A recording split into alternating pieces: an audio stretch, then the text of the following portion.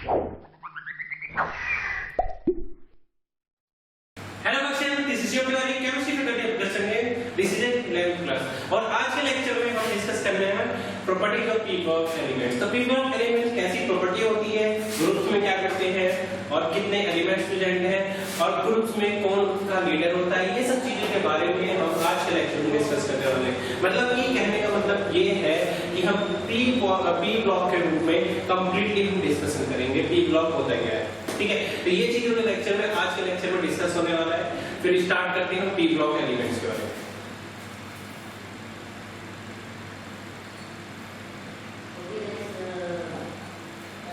तो what are the P block element? तो P block element होता क्या है वो डिस्कस करते हैं। The P block elements are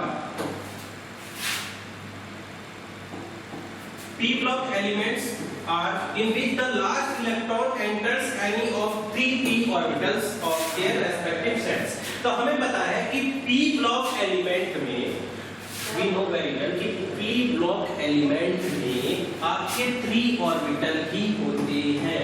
ये P block element है, ये बात पता है, px p y pz। ठीक है, तो इसमें अगर एक ऑर्बिटल की बात करेंगे तो 2 इलेक्ट्रॉन एग्जिस्ट कर सकते हैं।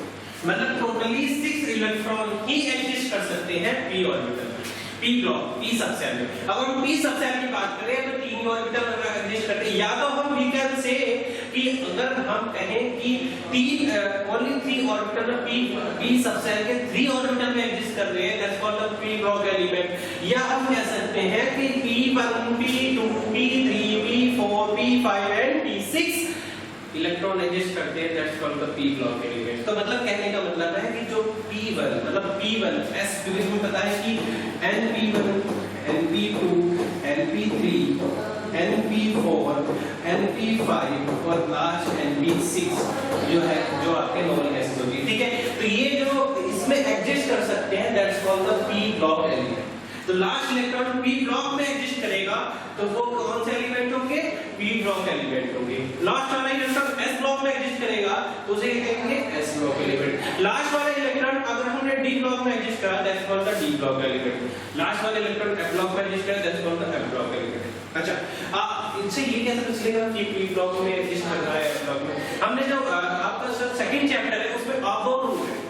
सेकंड चैप्टर में जाओगे तो हमने 4 या 5 बेसिक लॉज बताए हुए, एल्डेनसेल रूल, अबाउ वुंड रूल और ये सब चीजें के बारे में, अनसैचुरेटेड प्रिंसिपल हाइजेनबर्ग का, तो ये सब चीजें का हमने बताया। उसमें हमने बताया कि अबाउ रूल होता है, उसके अकॉर्डिंग उन्होंने एक साफ साइड स्ट्रक्चर बनाया था, सपोज दैट ऐसा लाइक।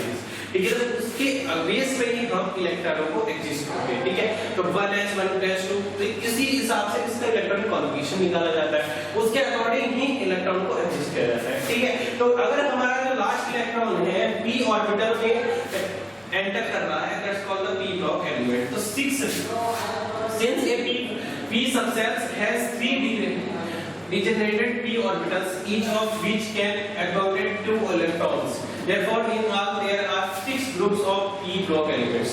तो p block element में कितने ग्रुप प्रेजेंट हुए? 6, क्योंकि 6 इलेक्ट्रॉन उसमें एंटर कर सकते हैं। 6 इलेक्ट्रॉन कैसे एंटर करेंगे? क्योंकि उसमें 3 ऑर्बिटल है और हमें पता है कि एक every and each orbital have 2 electrons, only on 2 electrons. 2 electron से न ज्यादा न कम, 2 इलेक्ट्रॉन ही एग्जिस्ट कर सकता है। हाँ, कम कर सकता है मतलब 1 खाली हो सकता है, अगर किसी के पास इलेक्ट्रॉन है नहीं तो कैसे एग्जिस्ट करेगा?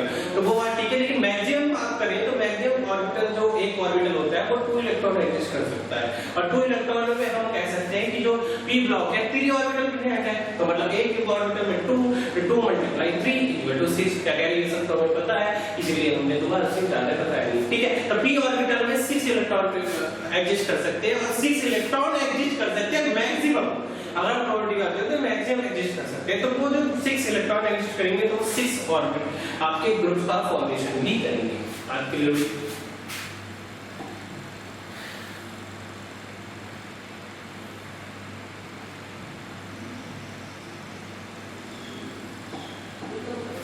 p block elements are shiny and usually a good conductor of electricity। जो p block elements है वो shiny होते हैं मतलब चमकीले होते हैं और good conductor इलेक्ट्रिसिटी के भी होते हैं एंड हीट इलेक्ट्रिसिटी के साथ साथ हीट। देखो एक बात बताऊं, अगर इलेक्ट्रिसिटी की गुड कंडक्टर है तो हीट के भी आसानी से हो जाएगी। They have a tendency to lose an electron, उनके पास टेंडेंसी होती है लूज करने की इलेक्ट्रॉन को। You will find some amazing property p block element like gallium, ठीक है। तो इनके पास कुछ इमेजिंग प्रॉपर्टीज होती है, गॉड गिफ्टेड प्रॉपर्टीज कह सकते हैं। It's a metal and that can melt in palm of your hand, ठीक है। तो मतलब किया जाता है। Silicon is also one of the most important metalloids of the p block group। तो मतलब इसमें मेटलॉइड भी प्रेजेंट है p block। देखो p block में मेटल्स भी प्रेजेंट होंगे, नॉन मेटल्स भी प्रेजेंट होंगे, मेटल तीनों चीजों का यहाँ पे संगम होता है, मतलब कि तीनों चीजें मिलती है। जैसे कि आप इलाहाबाद में बनारस में कहते हैं ना गंगा यमुना सरस्वती का संगम होता है, ऐसे यहाँ पे भी सेम यहाँ पर मेटल भी मिलेंगे, नॉन मेटल केमिस्ट्री की बात करते हैं ना, तो केमिस्ट्री में गंगा यमुना सरस्वती तो आएंगे नहीं, कभी तो आएंगे नहीं। अब यहाँ पे क्या आएंगे, मेटल, नॉन मेटल और मेटलॉइड। तो उन चीजों का जो मिक्स आता है वो p block एलिमेंट है, p block में मिलेगा, as it is an important component of a class. In this section, as we will study the elements of p block and properties, p block element consist of group 13, group 14, group 15, group 16, group 17, group 18. यहाँ पे कितने group है? 6। मैंने बताया था ना 6 group है। Group 13 का एलिमेंट्स पर जो लीडर है आपका बोरॉन है, बोरॉन फैमिली कहते हैं। कार्बन लीडर है इसका, कार्बन फैमिली करेंगे ग्रुप 14 को। ग्रुप 15 के बारे में नाइट्रोजन फैमिली, अभी हम उसका इसमें बताएंगे, नाइट्रोजन ग्रुप है। और 16 ग्रुप का हुआ ऑक्सीजन फैमिली, तो ऑक्सीजन ग्रुप है इसका लीडर है। और ये 17 group fluorine family, fluorine leader है इसका। ग्रुप 18 में एलिमेंट्स है नियॉन और नियॉन फैमिली के नेम, ठीक है। तो इन सब में सबसे जो आपका जो सबसे फर्स्ट एलिमेंट है उसे उसका हमने मेन उसकी फैमिली बना दी है, boron family, carbon family, nitrogen family, oxygen family, fluorine family and neon family, neon nominous, clear, ठीक है। अब हम देख लेते हैं हमने इसकी फैमिली कैसे मेजर करी है।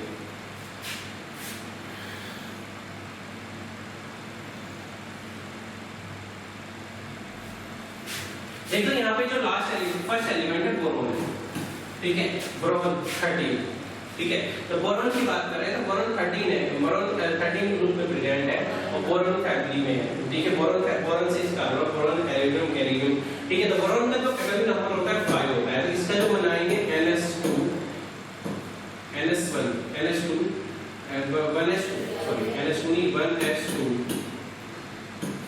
2s2p1, तो 2p1, ठीक है। क्या बनेंगे 2s2 2p1।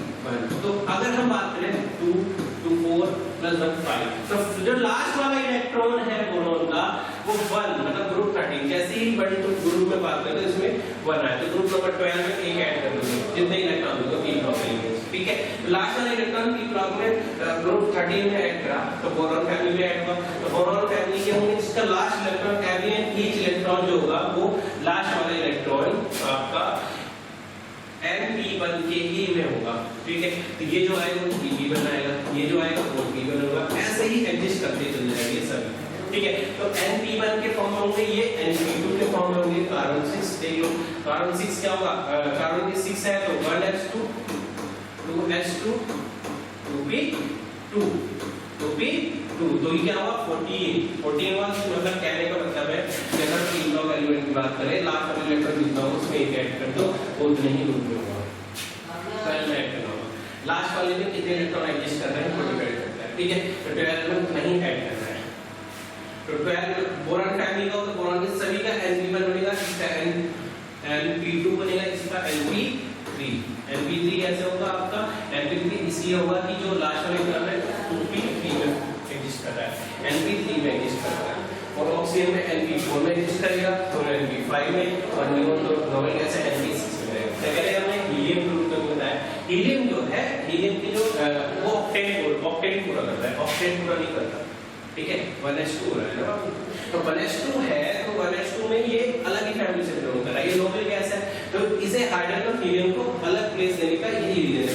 अब हाइड्रोजन को देख लो, हाइड्रोजन s ब्लॉक में, लेकिन s ब्लॉक को से काउंट नहीं करते, क्यों नहीं करते, उसका एक रीजन है, क्योंकि वो प्रॉपर्टी वैसा सो ही नहीं करता। हीलियम की ऐसी सेम कंडीशन, कुछ प्रॉपर्टी को उसकी जैसे सेम करेगा p ब्लॉक एलिमेंट, कुछ चीजें नहीं करता है, इसलिए उसे अलग रखा गया है, ठीक है। तो जो बोरॉन फैमिली हमारी एडजस्ट होती है वो यहाँ से यहाँ तक एडजस्ट करती है, ठीक है। तो जो हमारे ब्लू कलर में है आपके देखो वो मेटल्स है, जो ग्रीन कलर मेटलॉइड्स है, जो नॉन मेटल इस कलर के और रेडियोएक्टिव, ठीक है, इसमें के। तो जो ग्रीन कलर दिख रहा है आपको 1 2 3 4 5 6, ठीक है। ग्रीन कलर जो दिख रहा है आपको ये मेटलॉइड स्टूडेंट है, ठीक है।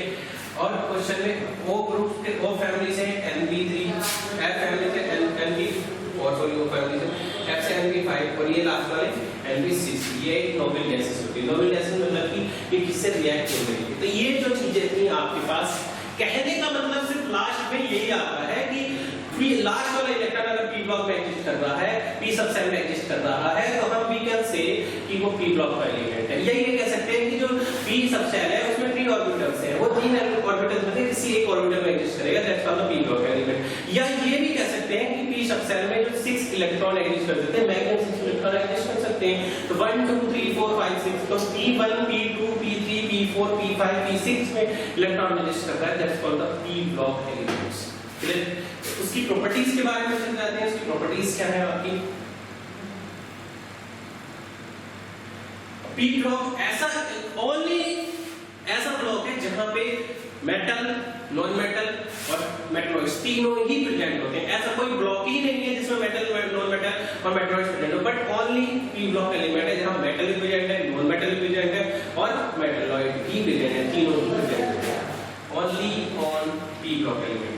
P block elements are nothing but the elements in which the last electron enters the outermost p subcell। तो last electron p subcell में एंटर करता है, बस इतनी सी बात बताइए।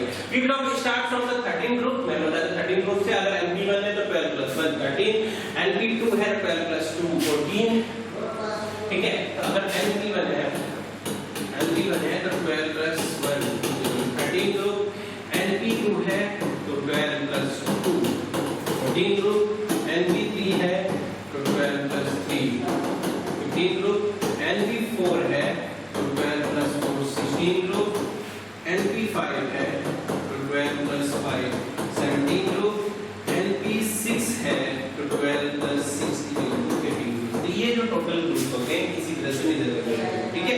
तो ये जो ग्रुप्स है 13 to 18 में मेजर कर रहे हैं, that's called the p block elements, ठीक है।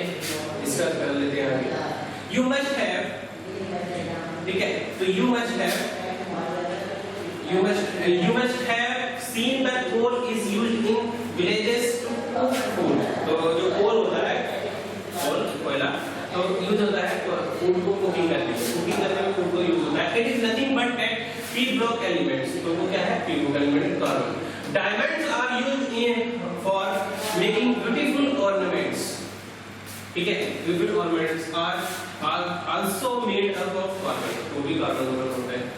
Aluminium foil made up of aluminium is also made up of the p block element. Aluminium foil जो बनती है वो एल्युमिनियम की होती है और वो किसमें प्रेजेंट होता है? p1। तो मतलब कहने का मतलब है कि कुछ इसमें अमेजिंग प्रॉपर्टीज भी है। जैसे कि कार्बन की बात करें, एक कार्बन ऐसा है जो आपको कुकिंग फूड करने में प्रेजेंट होता है, कुकिंग फूड बनाने में, और वही सेम उसका ही सेम प्रॉपर्टी कार्बन से ही आपका क्या बना हुआ है? ग्रेफाइट भी बना हुआ है, कोल भी बना हुआ है, ग्रेफाइट भी बना हुआ है। तीसरी चीज मैं बता रहा हूँ, सबसे मेन चीज जो कार्बन से बनी डायमंड बनी हुई। डायमंड क्या होते हैं? जैसे लेडीज पहनती है, ठीक है, कि मेरे तो 5 करोड़ का है, मेरे को 5 लाख का, ये जो सिस्टम होता है ना, ये किसका होता है? डायमंड के बने होते हैं, ठीक है। और उसे पहनने के लिए स्पेशली दिखाने के लिए पहना जाता है, मतलब उसे अलग से ही पहनता है, बाहर ही रहेगा, वो अंदर नहीं जा सकता, ठीक है। तो उसे बाहर लगाएगा, मतलब हाँ अंदर कर सकता, ठीक है। तो वो चीजें जो होती हैं वो भी डायमंड की बनी होती हैं। तो ये चीज कार्बन की है, कार्बन से ही आपको मिलती है। जैसे कार्बन से कोल बन गया, तो ये अमेजिंग फैक्ट है। मतलब एक ही चीज से दो चीजें बनी है, दोनों की प्रॉपर्टी डिफरेंट है। मैंने बोला दोनों की ही प्रॉपर्टी डिफरेंट है, कोयले की, कोक की भी, कोल की भी और डायमंड की, दोनों एक दूसरे का अपोजिट है। तो ये जो अमेजिंग आपके जो आपकी प्रॉपर्टीज है वो भी p ब्लॉक एलिमेंट्स में है।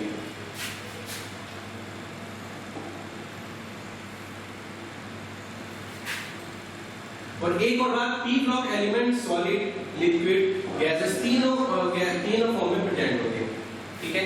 अब now discuss about the topic characteristics of p block element. तो p ब्लॉक एलिमेंट के कैरेक्टरिस्टिक्स क्या होंगे?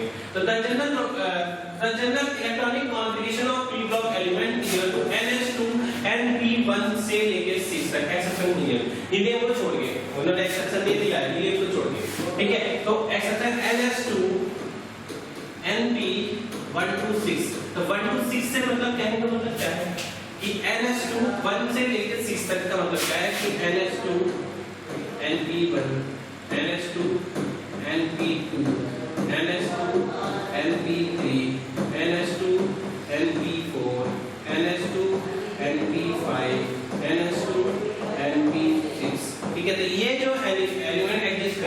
कि ये जो है p ब्लॉक एलिमेंट है।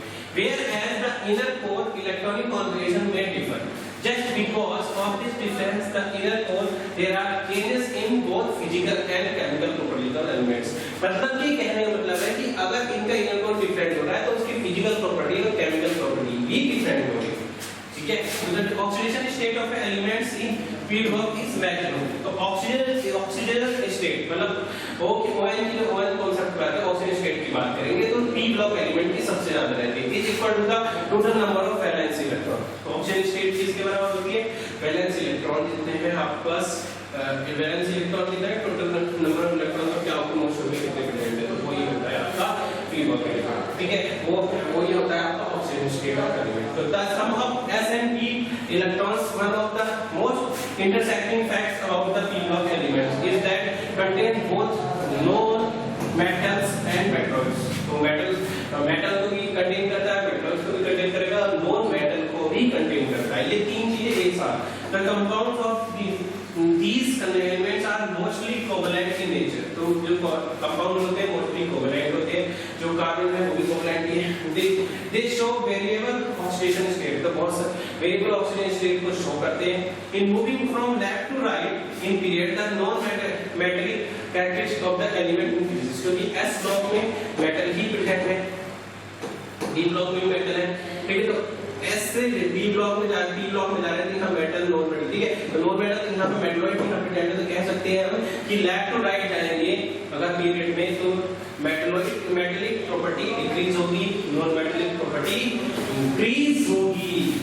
ठीक है, the reactivity of elements in A group generally decreases downward. तो अगर हम रिएक्टिविटी की बात करें डाउन द ग्रुप डिक्रीज होगी, अगर हम नीचे जा रहे हैं डाउन द ग्रुप, अप से डाउन जो जा रहे हैं। तो at the end of each period is noble gas element. तो नोबल गैसेस क्या होती है, लास्ट पीरियड होती है, सबसे लास्ट में नोबल गैस पीरियड। अब वी कैन से तो रिएक्टिविटी प्रॉपर्टी जो होगी लेफ्ट टू राइट की वो डिक्रीज होगी। क्यों होगी डिक्रीज, क्योंकि सबसे लास्ट में नोबल गैसेस ही प्रेजेंट है। तीसरी चीज द एंड ऑफ ईच। ठीक है, तो NH2 NPH मतलब कि अगर नोबल गैसेस क्यों कहते हैं, क्योंकि उनका सेल्फ ट्रिप्लेट या ऑक्टेट पूरा होता है। अगर उसके पास जैसे कि आपके पास बहुत सारा पैसा, बहुत मनी है और बहुत सारे मतलब सब कुछ है आपके पास, तो आप क्यों जाओगे किसी के पास, हैं क्यों जाओगे आपके पास। जैसे सपोज करो मेरे पास बहुत पैसा है, ऐसा नहीं, ठीक है, तो अगर ऐसा सपोज करो कि बहुत पैसा है, बहुत मनी है आपके पास, जो चीज चाहिए वो चीज है तो क्यों हम दूसरे के पास है ना। ठीक है, अगर हम सपोज करते हैं इंडिया ही है तो इंडिया में सब कुछ चीजों वैक्सीन की और सब कुछ मतलब अगर हम आप उसमें अगर बात करेंगे कि अगर उसके फील्ड में देखा जाए, आज वैक्सीनेशन की फील्ड में या किसी डिसीज के फील्ड में वहाँ की जो वैक्सीन है मेडिसिन है उनके फील्ड में हम फर्स्ट हो। ठीक है, अगर हम कोई अगर हम उसकी बात करें औद्योगिक क्षेत्र में तो उसमें उस फील्ड में भी हम परफेक्ट हो। तीसरी फील्ड हम बात कर रहे हैं कि साइंटिस्ट के फॉर्म में भी हम परफेक्ट हो और उसमें एजुकेशन के फॉर्म में प्रोजेक्ट हो और जो आपकी इकोनॉमी है उसमें भी परफेक्ट हो। तो हमें दूसरे के पास जाने की रिक्वायरमेंट जो है, क्योंकि हमारे पास सब कुछ है, ऐसा है नहीं। ठीक है, अगर होगा हमारे पास सब कुछ तो दूसरे के पास मतलब कि हम रिएक्टिव रहेंगे ही नहीं, वो हमारी लास्ट स्टेज होगी, फिर उसके बाद हमारी चीजें डाउन होने स्टार्ट होगी क्योंकि हम कुछ करेंगे नहीं। तो जो अगर आपके लिए सोचते हो कि हमारे पास परफेक्ट नॉलेज आ चुकी है, तो अगर आपके माइंड में ये चीज आ गई कि हम इससे ज्यादा नहीं कर सकते, तो आपकी जो है वो डिक्रीजिंग ऑर्डर स्टार्ट हो गया। अब इंक्रीज नहीं हो सकते, आप इंक्रीमेंट उसके अंदर आएगा जिसे पता होगा कि मुझे और कुछ भी सीखना है। ठीक है, तो यहाँ पे क्या होता है, नोबल गैसेस कहती है हमारे पास तो सब कुछ है, हमें कुछ करने की मतलब उसका ऑक्टेट जो है वो कंप्लीट है, उससे ज्यादा इलेक्ट्रॉन उसके पास आ ही नहीं सकते। जब उसके पास ज्यादा उसके पास इलेक्ट्रॉन आएंगे नहीं वो डोनेट कर सकता है, नहीं एक्सेप्ट करेगा, क्यों करेगा भाई, वो तो स्टेबल है। और सभी पर्सन चाहते हैं, अगर ह्यूमन लाइफ की बात करो, लिविंग थिंग्स की बात करो या नॉन लिविंग, सभी स्टेबल होना चाहते हैं। जैसे कि आप भी स्टेबल होना चाहते हैं, मैं भी स्टेबल होना चाहते हैं। ठीक है, तो ये सब चीजें आप भी स्टेबल, आप में से बहुत सारे स्टूडेंट्स हैं कि वो भी स्टेबल होना चाहते हैं। ठीक है, तो स्टेबल होने के लिए ले रहे हो ना, अपनी जॉब की अगर तैयारी कर रहे हो या कोई साइंटिस्ट बनना चाह रहा है वो भी स्टेबल होने के लिए, तो मैं साइंटिस्ट पोस्ट पर आ जाऊंगा तो मैं स्टेबल हो जाऊंगा इकोनॉमिकली और अपने माइंड से भी, सेटअप से भी। ठीक है, तो जो मेरा एम है वो भी कंप्लीट हो जाएगा, तो मैं स्टेबल हो जाऊंगा। ठीक है, तो ये चीज है, तो ये चीज स्टेबल होने के लिए सब करते हैं। तो हमारे पास जो p ब्लॉक एलिमेंट है जिसमें नोबल गैसेस प्रेजेंट होगी, उसके बाद वैलेंस शेल जो है पूरी तरह कंप्लीट होगा, उसे किसी इलेक्ट्रॉन की रिक्वायरमेंट नहीं है, उसके पास सब कुछ है। Metal characteristic increases as we go down the group. अगर हम मेटल कैरेक्टरिस्टिक इंक्रीज होगी आप ग्रुप में नीचे जाओगे। The first member of the p block element differ from the other element in two measure। ठीक है, जो फर्स्ट मेंबर है p block element का वो डिफरेंट होगा अदर से। ठीक है, अब देखते हैं इसके बारे में क्या डिस्कस हो रहा है। कुछ क्वेश्चन है वो डिस्कस कर लेते हैं।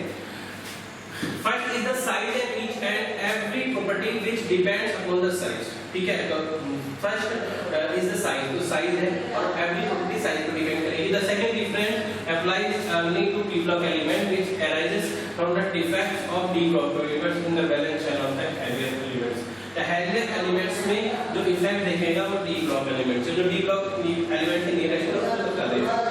ठीक है, find the p block element। तो p block element तो आपको पता है जो p block में एग्जिस्ट करते हैं। ठीक है, देयर आर 35 किलो, कितने p block element है 35।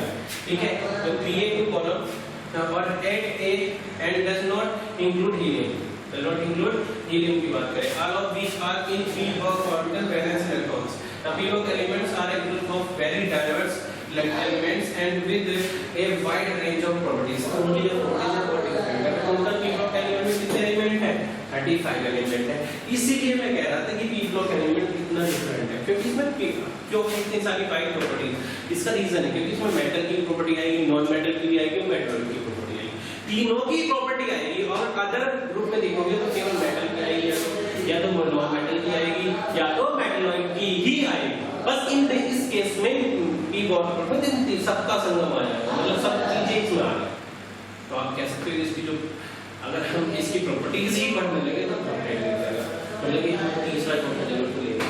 ठीक है, जो आपकी यूज की है वही हम डिस्कस कर रहे हैं लेक्चर में।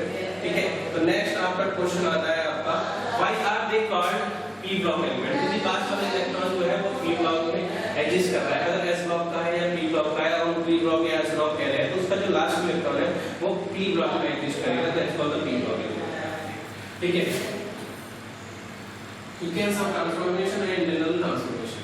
what are the 17 known metals? So known metals are on the extreme right side of the periodic table except of hydrogen found in the upper left corner।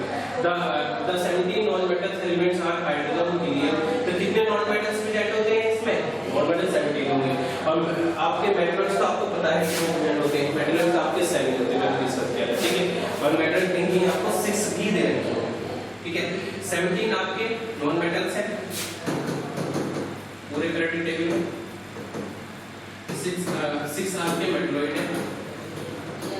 NCERT की बात करें 17 प्लस 6 23 हो गए, और 23 हो गए आपके पास टोटल एलिमेंट कितने हैं 118 है।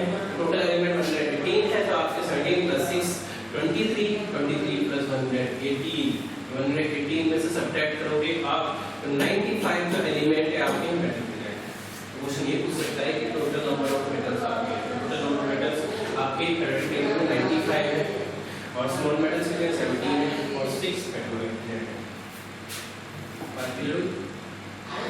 Part of the properties of non metals. तो नॉन मेटल्स की प्रॉपर्टी क्या होती है? ठीक है, वो देख लेते हैं। ठीक है, तो प्रॉपर्टीज क्या है नॉन मेटल्स की वो डिस्कस कर लेते हैं।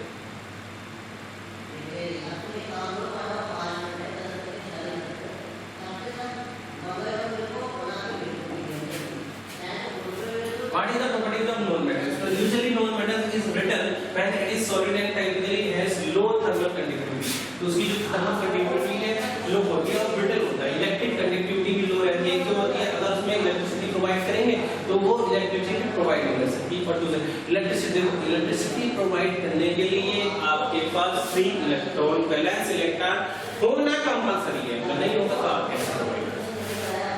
ठीक है, तो ये चीज है। Non metals tend to have relative high energy from the ionization. तो आयनाइजेशन के लिए हाई एनर्जी की क्या होती है? Contact with electrons and electronegativity as they react with other elements and chemical compound they receive और एक्सचेंज द इलेक्ट्रॉन। तो ये रिसीव करते हैं और एक्सचेंज करते हैं क्योंकि इसमें कोवलेंट बॉन्ड है। ठीक है, what is the general electronic configuration of p block element? General electronic configuration जो होगा NH2 NP12 यही होता है इसका जनरल। ठीक है, general electronic external configuration of p block converted with NH2 NP12 6 n minus 1 d 1 minus 10 ns is the general electronic configuration of d block element and components. The general electronic configuration of ns2 n3 1 to 86. तो general electronic configuration की बात करोगे तो ns2 n3 1 to 6 1 to 6 का मतलब क्या है आपका 1 से लेकर मतलब कि ns2 n3 1 n3 2 ns2 n3 3 ns2 n3 4 ns2 n3 5 ns2 n3 6 ठीक है। तो ये 6 मतलब इसे एक तरह से सिमिलरिटी से लिख तो 6 है। ठीक है, तो फाइनली आज के लेक्चर में हमने पी ब्लॉक एलिमेंट्स को पूरी तरह कंप्लीट कर दिया है। ठीक है, तो आज की क्लास यहीं पे आके आपके कंप्लीट आती है और आपको अगर ये वीडियो अगर पसंद आई हो, लाइक आई हो, पसंद करा हो, अगर आपके लिए यूज हो, इंपॉर्टेंट लगी हो तो आप इस कमेंट देना ना भूलें और सब्सक्राइब करना ना भूलें। ठीक है, थैंक्स फॉर कनेक्टिंग क्लास।